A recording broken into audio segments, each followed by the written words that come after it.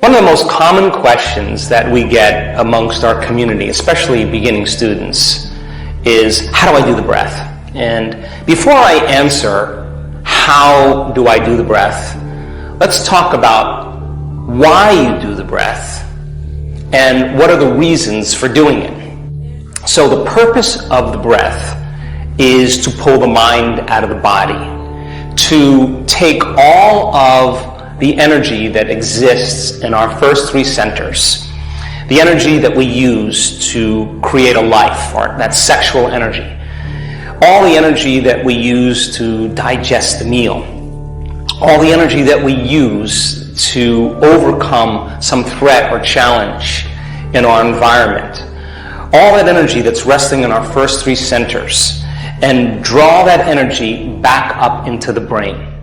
Now, think about this. Most people's consciousness, most people's energy, most people's thoughts and feelings are continuously sending energy in the form of thought. Now remember, every thought has a frequency, every thought has an energy, every thought is carried on an energy, information is carried on a frequency, that every thought you think is producing an energetic field.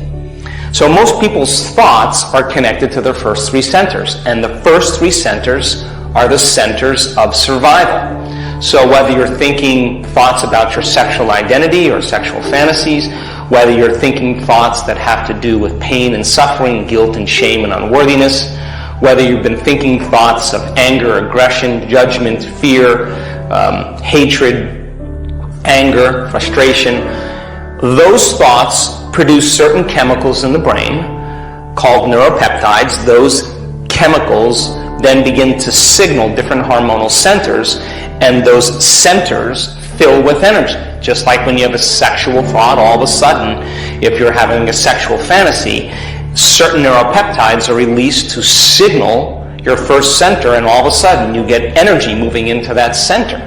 And now, once energy is in that center, you're emitting information out from that center into the field. So, but if people are thinking certain thoughts, whether it's sexual thoughts or thoughts that are related to suffering or pain or guilt or shame, or thoughts that are related to frustration or anger or aggression, those thoughts then produce certain chemicals that begin to signal certain hormonal centers for you to feel a certain way. Once you feel that feeling, and now you're feeling angry or suffering or sexual or whatever, the very feeling that you're feeling is going to influence more of the same thoughts, which will produce the same chemicals. And all of a sudden, people get caught in these loops that become their state of being. In other words, they're taking thought in the form of an emotion and storing it as energy in these first three centers. So the majority of our energy is sitting in our first three centers, and very little in the centers that are above the first three centers. So then the repetition of this cycle over time is conditioning the body to become the mind of that emotion. So we have all this creative energy stored in our first three centers, and 95% of who we are becomes a set of subconscious emotional reactions, behaviors, habits, hardwired programs in which the body has been conditioned to become the mind. So then when we live by these centers in our daily life, these first three centers of survival are energy consumers. In other words, when there is a sexual release, when you are consuming and breaking food down into energy, when you're running from a predator or you're facing a threatening or challenging situation in your life, you're drawing from this invisible field of energy and you're turning that life force into chemistry, and all of a sudden you're diminishing the field around your body. What's the relevance of that? Well, it makes sense. Now you're becoming more matter and less energy, more particle and less wave, and the very chemicals cause us to feel separation or disconnected from the field called the quantum field. So then your body is a magnet. You have a north pole called the head and the south pole called the base of your spine. And in most organisms, the research has shown that the positive charge being at the head and the negative charge being at the tail is just like a magnet.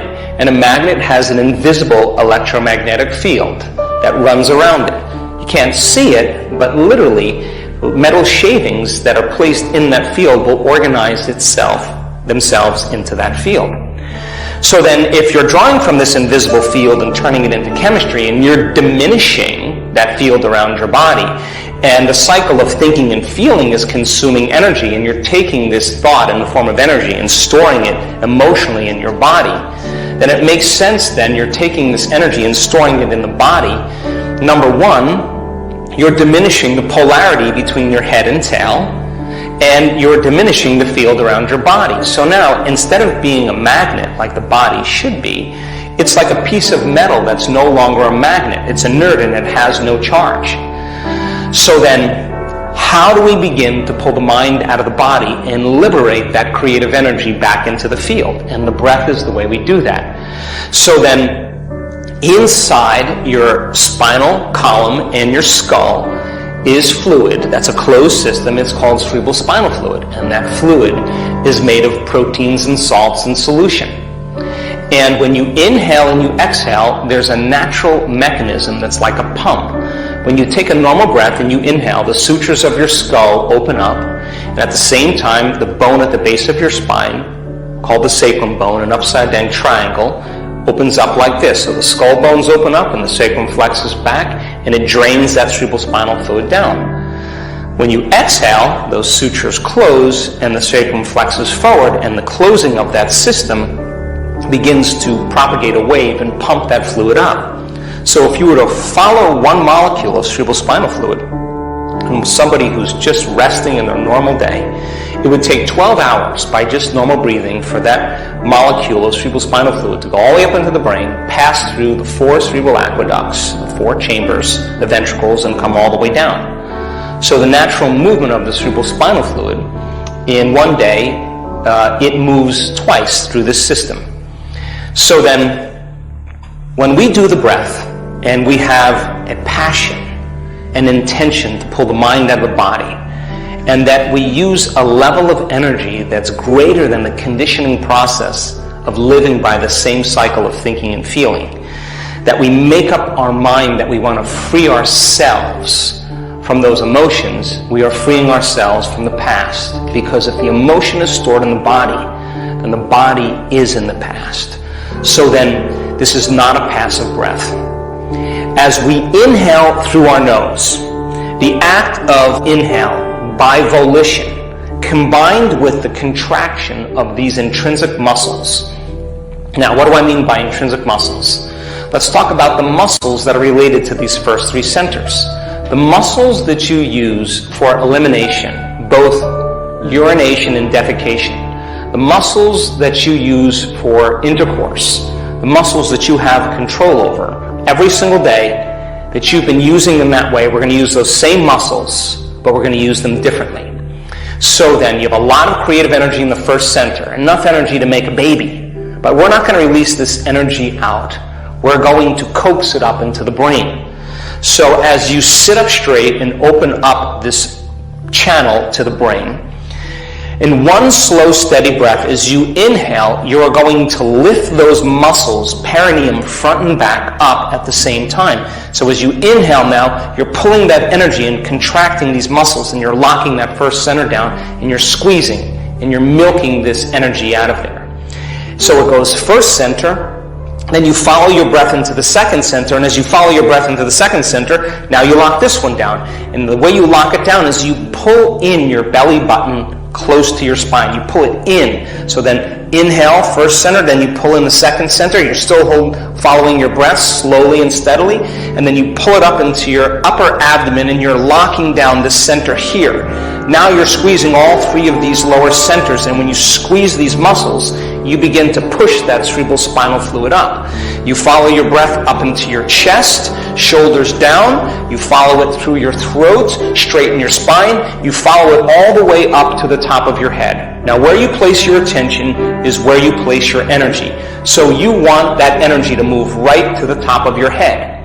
So then as you inhale, you bring that energy all the way up to the top. You keep following your breath. You lock all the way to the top. When you get to the top, now you hold your breath.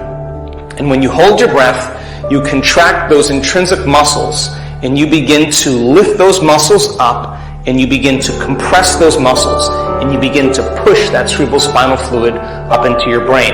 Now, cerebrospinal fluid is made of charged molecules, proteins and salts in solution. And when you accelerate charged molecules by physics, you create an invisible field called an inductance field that moves in the direction of the charged molecule. If you have several charged molecules moving in a certain direction, you create a more forceful or bigger inductance field. So then as you inhale and you follow that breath all the way up to the top, as you accelerate the cerebrospinal fluid and you begin to move these molecules, as they start to accelerate, they start to create this invisible inductance field. And if you create that field, all of a sudden that energy, all the energy you use to make a baby, all the energy to digest the food, all the energy to run from a stressful reaction in your life or react to something stressful in your world, instead of it being released out, you're pulling it up. And as you begin to move this energy, there comes a moment where the energy all of a sudden releases back up into the brain. And when it releases back up into the brain, you switch on that system called the sympathetic nervous system.